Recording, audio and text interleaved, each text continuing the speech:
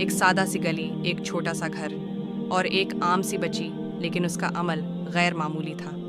یہ کہانی ہے نور کی، ایک 9 سالہ پاکستانی بچی کی، جس کا سچ آج بہت سے دلوں کو جگائے گا۔ لاہور کی ایک بستی میں رضوان نامی شخص رکشہ چلا کر اپنے بچوں کا پیٹ پالتا تھا۔ اس کی بیوی حلیمہ گھر میں پردے اور شکر کے ساتھ زندگی گزارتی تھی، اور ان کی بیٹی نور ایک سمجھدار، نرم دل اور دین سے قریب بچی تھی۔ ایک دن اسکول میں ایک پنسل ٹوٹ گئی۔ استاد نے غصے سے پوچھا، کس نے توڑی ہے؟ ساری کلاس خاموش۔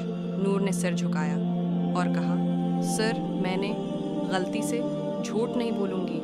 کلاس میں خاموشی چھا گئی، مگر استاد مسکرا دیا اور کہا، بیٹا تمہیں سزا نہیں ملے گی، بلکہ آج سب تم سے کچھ سیکھیں گے۔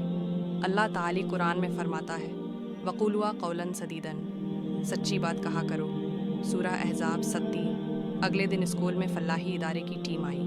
انہوں نے اخلاق اور سچائی والے بچوں کے لیے اسکالرشپ کا اعلان کیا، اور سب سے پہلا نام تھا نور۔ اب اس بچی کی پوری تعلیم ہوگی، کا خرچ ادارہ اٹھا رہا ہے۔ جب رضوان کو خبر ملی، وہ مسجد کی سیڑھیوں پر بیٹھ گیا، آنکھوں میں آنسو، لبوں پر شکر۔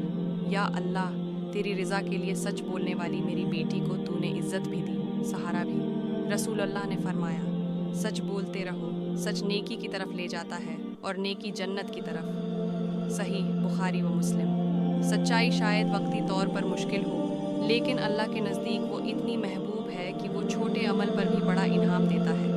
ایک عام سی بچی نے سچ بولا اور اللہ نے اسے غیر معمولی مقام عطا کیا۔